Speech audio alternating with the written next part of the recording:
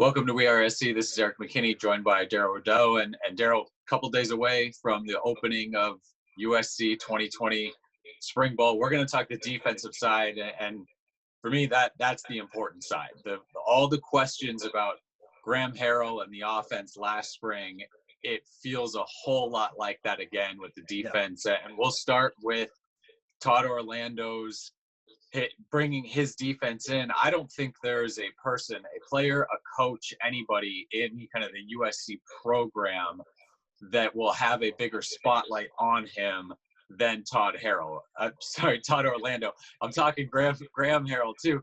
What he did last year, I think what Graham Harrell did last year, you have to say that was a huge step forward for the offense. The defense needs that huge step forward with Orlando leading the way. Let's just go. I think the most noticeable thing will be on the defensive line, what that looks like. Todd Orlando has talked about a 3-man front, a 4-man front, wanting to see that maybe at like a 50-50 split. The thing that's going to be different for USC fans watching it is that true 3-man front, and when he rolls out a zero technique at nose and then 2 4-eye techniques at defensive end. Can you walk us through what does that look like? What's asked of those 3 guys along that defensive line in this front? Well, bear in mind that going into spring ball, Todd Orlando is at a disadvantage. He, according to his comments in his press conference, in terms of installing his full defense, he, as of recent, within the last 5 or 6 weeks, had a full arsenal of coaches to work with. And none other than the spotlight you talked about being on Todd Orlando. It's also going to be on Vic, if I'm pronouncing the last name right, DeSoto. And so Vic So'oto, the new defensive line coach coming over from Virginia. Right. And what he's able to do with that that group led by Marlon Tuilopu and Brandon Peely. So basically when you're looking at the offensive line from a defensive perspective, if you look at the center would be the zero technique. So having a defender, a nose guard over the center. And then depending on if you're on the right or left side of it, it's going to be the holes are counted even to the right, odd to the left. A 2 technique. A 4 technique would be in between 2 technique would be guard and center. And then between the guard and the tackle would be like your 4 technique, or if it's on the odd side, left side, that would be your 5 technique. Okay, so if it's 2 4s, what they're virtually saying is they're going to have a defensive nose guard over the center, and then have your tackles shaded outside, or bring your defensive ends when they're 3-down linemen inside, really kind of shaded just in front of the tackles. And what that does is it now creates downhill lanes for your linebackers. When you are in that 3-4 technique and you're operating with 4 just tenacious linebackers, you're allowing them to play downhill, 1-gap sound technique. I actually like that, and I like the addition of Todd Orlando. Much like my days under Pete Carroll, where it wasn't the glamour pick because he wasn't, in terms of being the first sought after, he could prove to be the veteran presence that you alluded to with Graham Harrell on the offensive side, implementing a system and just kind of calming the room down. Going away from Clancy, and the same voice became very monotonous for a lot of veterans who are, quite frankly, are looking to be taught, looking to really have fresh perspectives so that they can figure out ways that they can get better. And the challenge for Todd Orlando is going to be, do you have a full arsenal of weapons to work with during spring ball? There's a lot of injuries or a lot of nagging recoveries where some players are going to be sidelined. So the question that I have is, what is our defensive line going to look like behind the likes of a Drake Jackson? We know that he is a staple at one defensive end position, but what is it going to look like opposite of him? Who's going to be healthy enough? Is it going to be during the fall? Because we may not see these guys like Hunter Echols and Abdul McClain. Seeing him out there, they're going to be sidelined, so a lot of mental reps. So now you talk about who else can step in and become serviceable. Those are some of the questions that we have on the defensive line. You notice I didn't talk about the interior because those are namesakes. We know those guys, they're veterans. you know what you're going to get out of them from a production standpoint. But if Todd Orlando is going to be successful in implementing base packages, he needs to be able to go seamlessly from a 3-down lineman to a 4-down lineman technique. And so opposite of Drake Jackson, when healthy, you wonder, what is that going to look like? And those are some of the things we will be addressing on the defensive line. I thought it was interesting. We heard from Vic Soto where he talks about he wants everyone on the defensive line to know every position so that you can go in and take whatever rep you need to take in a 3-down front, in a 4-down front. What's interesting to me is you mentioned Drake Jackson, and clearly you'd be fine sticking him in a defensive end spot for the entire season and just letting him go. If they need to move in and out of a 3-man front and a 4-man front, I don't know if he makes a whole lot of sense sliding inside a little bit in that 3-man front. Now we'll see what he looks like physically. That change from true freshman year going into your sophomore year, that can usually do a lot for you. But what USC does seem to have are those bigger defensive ends where it makes a lot of sense. I don't know how much Jake Lichtenstein that we'll be able to see in the spring due to health stuff, but a guy like Caleb Tremblay, Jay Tufele, certainly these are guys that seem like Connor Murphy too, a big body there. These are guys that seem like they could fill that 4-eye spot lined up kind of just inside the tackles, and maybe the real right answer to that 3-down front. The question you have clearly with that 3-man front, you mentioned Marlon Tuipulotu. Brandon Peely might be that guy. You usually see that gigantic 340, 350 pounder in the middle. That's the guy. We saw him a couple times in various games last year for opposing teams. Those are the guys that gave USC fits when other teams could roll out that true 3-4 with that monster just sitting right over the center.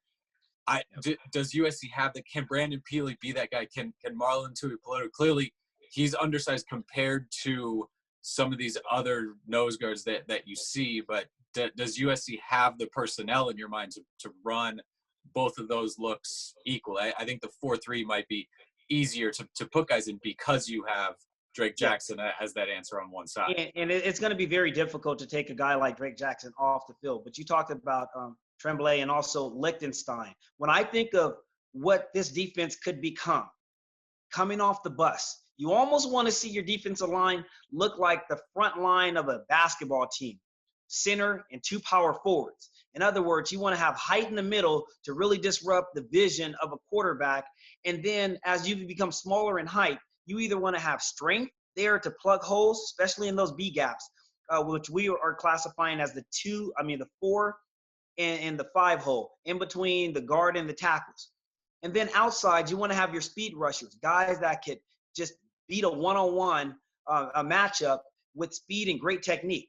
So I expect USC to show a lot of 4-down linemen, especially against the likes of an Alabama on early downs. But then as you get closer to those 3rd down, pressure situations, or, maybe 2nd and long, expect USC to be able to interchange and pin their ears back and go after it. So, you talked about Lichtenstein. You also have to throw in a couple of younger guys that we haven't seen a lot of, but like Elijah Winston, at 6'3", 240 pounds, he was classified as an outside linebacker, but we have to keep this in mind that Clancy's defense really kind of featured those outside linebackers like a Leo, a hybrid defensive end / outside linebacker. So it may be opposite of Drake Jackson early on by committee, based on situations that this coaching staff really likes. And so having the personnel all understand, especially during the teaching elements of spring ball, every position on the defensive line will only strengthen their knowledge as it pertains to understanding what's expected of you and how your individual performance impacts the other 10 players on the defensive side of the ball. But with every defensive line, your defensive line is only going to be as strong as the competition at the linebacker position. And that's another one. We had high hopes and aspirations of a guy like Jordan Iosefa coming in and plugging in the Mike linebacker position. But as we alluded to on the defensive line, some of the same type of nagging little injuries that are keeping him sidelined early on. So will we see Pallier Neote step up as a Mike linebacker, or will we see by committee until they find a rhythm? But I do expect to see a guy who was featured as a safety to maybe come back in as a true strong side linebacker in Raymond Scott. I think that he is a natural fit who could also give you a little bit of Byron Cox if I'm thinking of an NFL player. Just somebody nasty who can play on the outside, but rough it up inside when you have to do a zone dog blitz. I like him playing in space because of the experience he gained last year. So when USC runs a traditional 4-down lineman, 3 linebackers, expect him to really compete and contend for that starting strong side linebacker position as we try to figure out what's going to happen in the interior. Yeah, that's interesting. I mean, Ray's got on the roster right now listed as a safety, but I think in spring, as you get these coaches kind of adjusting to the personnel that they have, and because of this defense that Todd Orlando runs, where you need a lot out of your safeties, a lot out of your linebackers, and you ask them to do a lot of different things, there could be certainly some mixing and matching, like you said, going from a 3-down line to a 4-down line. That there's a lot of guys on this defense that don't seem to have just one spot that they can play. You can move guys around a little bit and bring them outside, bring them inside. Linebacker for me is interesting because, again, we talked about Todd Orlando. This is clearly his spot. He's the defensive coordinator. He's the linebackers coach.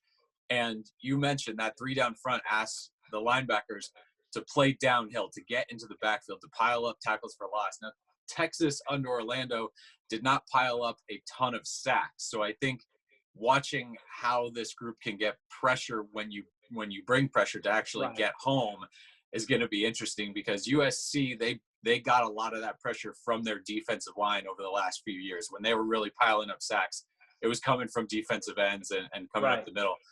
I'm curious, like you said, I want to see where I want to see where he fits in this defense. It feels like you're waiting for him to really explode based on kind of the potential that he showed as a recruit and how he flashed a little bit as a true freshman. I'm curious if Orlando could find a way to sort of get him to deliver on that promise and become that focal point of the defense. Erik, let me throw this by you, okay? This is a great opportunity with Jordan Iosefa out for EA to really kind of assert himself as a veteran of this defense and maybe kind of solidify the Mike linebacker position. And the reason why I say that is because we just spent a lot of time talking about who's going to be opposite of Drake Jackson. Well, look no further than when a healthy Jordan Iosefa had to fill in from a Christian Rector and a Porter Gustin. Coming off the edge, had the last time we seen him really on the field was very productive as an edge rusher. So if Orlando is going back through tape, recognizing the versatility of Jordan Iosefa and his ability to be that weak side linebacker, strong side linebacker, or become an edge rusher gives you that added versatility. But this is only spring ball, and this is implementing. So Todd Orlando is really at a point now where he's trying to evaluate who can adapt and who can adjust.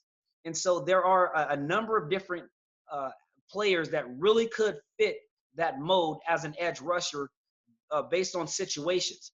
But at the linebacker position, it's very intriguing because I thought that last year USC left a lot of hope in this fruit on the defensive side because they didn't get as much production as they needed out at the weak side linebacker when Houston moved inside to the Mike linebacker position. I thought that the wheel linebacker lagged. So, getting more production out of that position is going to be paramount. But when they do decide to go 3-down linemen, do you run traditional 4 linebackers, or do you bring in a nickel back and try to supplement that? And maybe like we talked about Ray Scott, moving him to the wheel side. I'm not trying to discredit Solomon. Help me with the last name. The Polynesian last name always screw me up. So, Solomon Tuliaupupu, who has been out. He's missed his first 2 years at USC. Nagging kind of injuries from high school that carried into USC. Can't quite get his foot right. We'll see where he is this spring. There's maybe 3 or 4 guys that are, that they're going to be the focal points this spring to see how they play. On the offensive side, you've got a wide receiver in Brew McCoy. I think on the defensive side, it's Solo, like you mentioned. Where Yep. is he with his health? Because when he was at full health in high school, he It was was nice. one of the best linebackers in the entire country. So that there are a lot of expectations of maybe what a fully healthy Solo can do if he gets back on the field this spring. Right, right. What now? Which okay? Transitioning from the linebacker position again. Early on, I am going to have my eyes glued to see what that rotation looks like, and to see if they feature EA in the middle. Which again, for me, my money is going to be on the flexibility of a healthy Jordan Iosefo. But if he's not available, do they leave EA at the will position to become comfortable and just kind of mix and match until they find what they're looking for? So that's the biggest question mark for me, and that's where my eyes will be initially gazed the first 2 days of practice. For Yeah, me, though, go ahead. well, for me, staying with that point, it was really interesting and noteworthy last spring that flip of we want Houston inside and running this defense. The coaches they were very upfront about that. We want our seniors there. John Houston, Jordan Iosefo were their middle linebackers, and I don't think it was that they didn't trust the other guys. They really liked having those seniors there. So Right. now I'm curious, can EA sort of step up and be that guy in the middle that these coaches trust to run the defense and let him go? Or like you said, does he come outside? Do you just let him pin his ears back and just go? You know, you bring pressure, bring as much pressure as you can. Then you're talking about without Jordan Iosefo this spring, does a guy like Raylan Goforth, who flashed quite a bit as a true freshman last year, Yep. does he become, your middle linebacker? You've got I'm Maninoa so glad you mentioned Tufono in him. there too. You've got some young guys that maybe could fill in at middle linebacker, but again, it's kind of that first thing is what do you do with EA? I think we'll both be watching that. Yeah, and for me, it's Gopher. Is he the X factor now? As he starts to mature into his body, having a full off-season conditioning, and really kind of maturing. Again, if he can be one of those outside, either weak side or strong side linebackers, now what do you do with Ray Scott? Do you give him a crack? Because again, everything is going to hinge on, is EA comfortable with articulating what the defense is asking for, or is he more comfortable in his own skin, just trying to figure out the best way for him to stay on the field and be productive? So a lot of question marks, but for me, I'm glad that it's Todd Orlando, the defensive coordinator, that is taking responsibility for coaching up those linebackers. You talked about it before. His last year in Texas didn't get a lot of production out of those guys, but it's noteworthy to say that he also dealt with a lot of graduating seniors and guys that went to the NFL and a ton of injuries. So is it fair for us to look at the last season when he was at Texas without taking that part into consideration? But one man's trash is another man's treasure. I'm glad he's on this coaching staff, because when I listen to him talk and I hear him speak with that intensity, I can see him being potentially the difference, the voice, the reason as to why this defense starts to play with more consistency. I think it's interesting that Orlando, as a linebackers coach by trade, has the linebackers. Last year, Clancy Pendergast, he liked to work with the linebackers. USC had an inside linebackers coach and an outside linebackers coach as full-time assistants last year. I think there was maybe a lot of translating of the defense going on. There's no translation here. Todd Orlando is running the defense. He's also running the linebackers. That's an important spot. And I think if you look at the USC defense, the one group where you really want to see that play move up a few notches this year. And so it's going to be on Orlando to get his guys to do it. And like we mentioned, you can kind of list names all day and who he'll have as available bodies there. Right. We mentioned Elijah Winston as a guy. There's a couple guys, like you said, Abdul Malik McClain, Hunter Echols probably out this spring, but coming back in the fall. And you have guys that you can move inside outside. We didn't even mention Kanai Mauga as a guy who's coming back.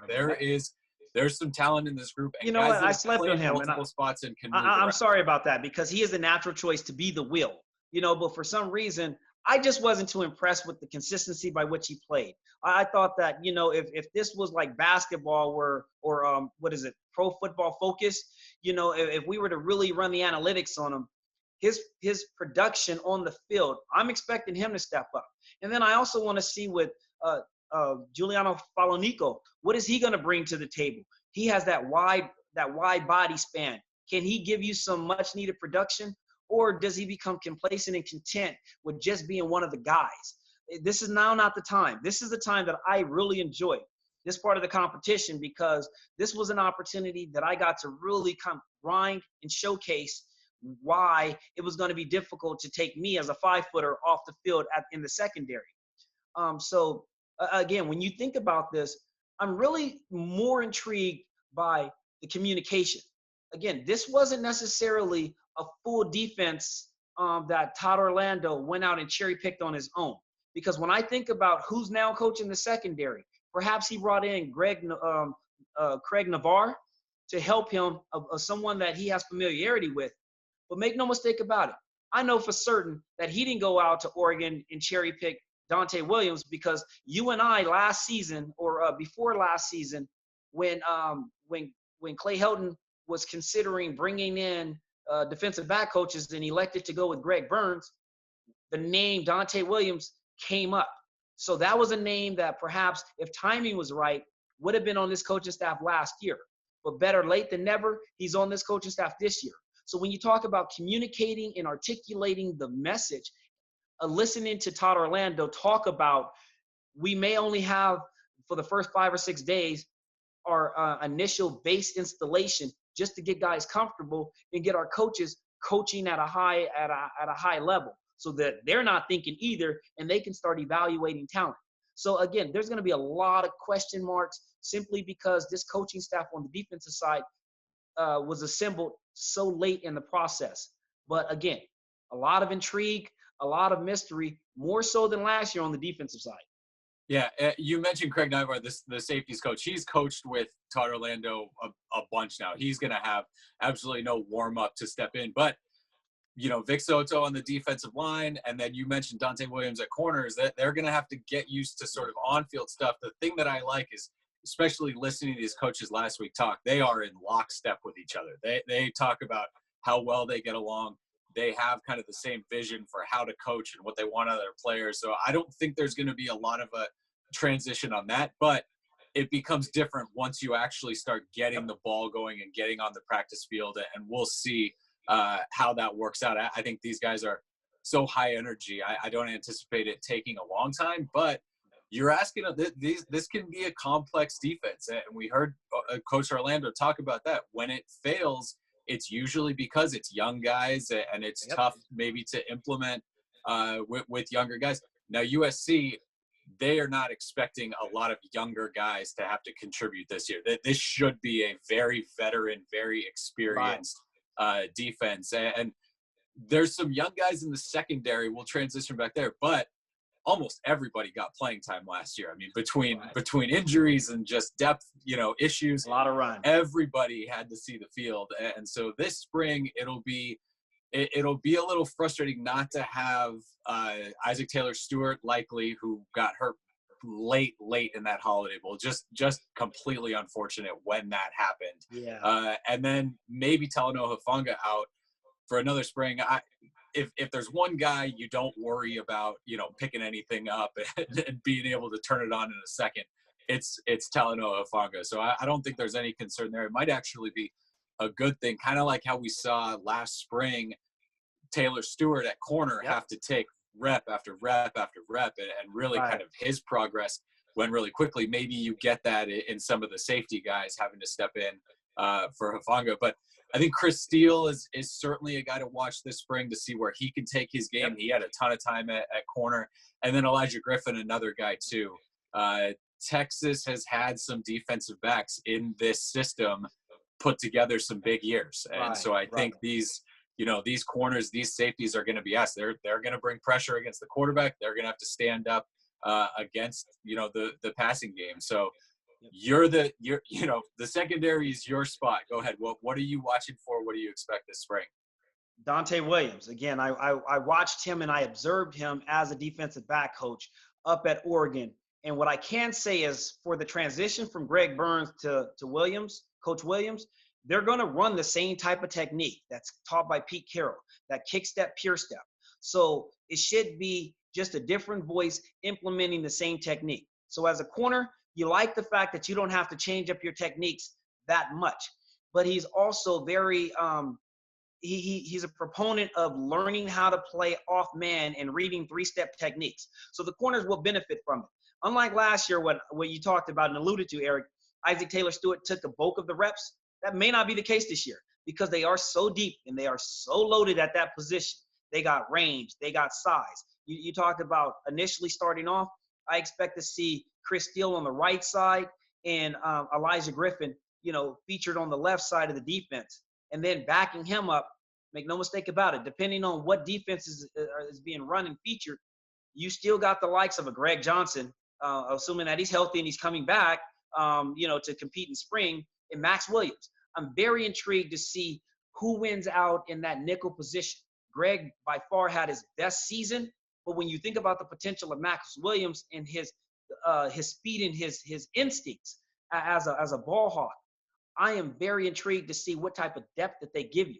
But but we can also talk about Adonis. I like his game too, and what he can do, and how many when he was able to come in, what he was able to give you in man coverage situations. So again, I'm expecting a 5 or 6 DB rotation that may not resolve itself until the season. But if USC has to feature against 11 personnel, which is three receivers in a tight end situation, you may see on more occasions than not, 5 DBs again on the football field, because that's where the strength is. But at the safety position, for me, I need to see more depth behind Talanoa Hufanga. And can Chase Williams build on that experience from the last 2 years? He was truly, again, a corner playing out of position. But now that he knows he is truly a safety, he's going to have to really build the mentality of a safety, which means that he's going to have to clean up his angles, coming downhill, making sure he positions himself to be the hammer and not the nail, and really give the defense an opportunity. And I'm picking on him because he's played enough football where he should be able to handle that type of responsibility. We also, you can't go and talk about the defense without talking about Isaiah Palomalo and what he was able to do to end the season. He was as hot as they come at the safety position, finishing I think 3 of the last 4 games with interceptions, and just really solidifying himself as someone who is an anchor of this defense. How many reps does he get? Does he shift over? Do we see Britton? Does he take Pilates during the offseason and open up his hips and give you some range at the strong or free safety position? Again, these are some questions that I can't wait. I'm really excited to see. There's some young pups in there that I'm not certain that are going to see the field early on with the starters or the backups, simply because this defense demands so much of you initially with learning new terminology and new verbiage that you want your veterans taking as many reps as possible just to kind of calm the waters down. But as deeper we get into spring ball, expect more of a rotation and expect guys to start playing perhaps faster. But early on in camp, and I'm curious about your thoughts on this, I do expect the offense behind Keaton Slovis to be ahead of the defense simply because they're installing new packages.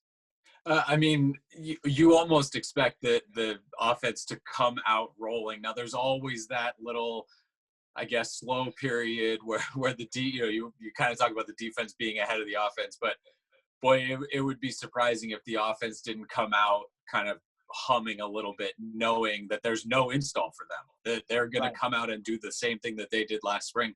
I think you're right in mentioning all those guys in the defensive secondary. I thought Greg Johnson, when he got brought, and this was more kind of fall camp that we saw, when he came on blitzes, he could really time it well. That's one thing that stuck out to me. Yep. And then you mentioned Max Williams, just getting a little bit of a taste of him last fall as a true freshman. I think he's ready to go. And I think he's one of those guys, because of his size, coaches like to put him out there because he's going to challenge himself, because he's going to go so hard all the time. And really, specifically to him, not really anything to do with his size. He's smart. His football IQ, he knows where to be. He knows how to handle things. And so he's a guy that's absolutely somebody to watch. And we didn't mention Dorian Hewitt, who I don't think expectations were all that high, for him last year. Just a late addition, not a guy that was really well known kind of in recruiting circles, especially around USC, until very late in the process. He played in a bunch of games. Got a start, played some corner. I think he's a guy that becomes interesting. All those young guys, how do you take that next step? How do you fit in this defense? Everybody back there is talented. That question of, do you fit in this defense? Do you fit playing for these coaches Right. better than maybe you did last year? And just another year in college, with the weight program, understanding the speed of the game, all of that stuff. There's a lot of changes between last year and this year, not just the coaches. I think with the roster too, and you've got, like you mentioned, you've got a lot of guys. I think Chase Williams is definitely one of those guys to watch kind of where he fits. We talked about it with linebackers. You've got a lot of linebackers. They could go outside. They can go inside. They can, maybe be your pass rusher. I think in the secondary, you've got that too. We saw guys playing corner and nickel. We saw guys playing nickel and safety. Right. Where do they shake out? Where do these coaches like all of these guys? I think during spring, that's kind of it. There is that feeling out period of spring. Just finding where guys are most comfortable in this defense, I think, will be something to watch. And Erik, I'm very intrigued with this kid, Jaden Williams. I know he came in last year, 6'1", 195 pounds. I think he's probably going to be closer to a little bit over 2 bills. Does he remain at the corner position where they are loaded and, there's more film on that?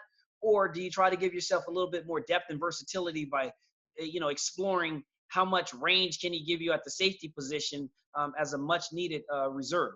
And as we've learned over the years, to be in a rotation in this at the safety position doesn't mean you're just going to sit on the sideline holding a clipboard or something.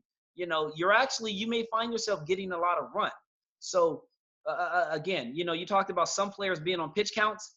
That actually benefits the likes of some of these younger players that need much needed reps against a prolific offense that's going to give you as much challenge as anybody in the country. So again, I had this as an undrafted free agent with the Indianapolis Colts. I went up against the likes of a Marvin Harris and a Reggie Wayne and a Brandon Stokely.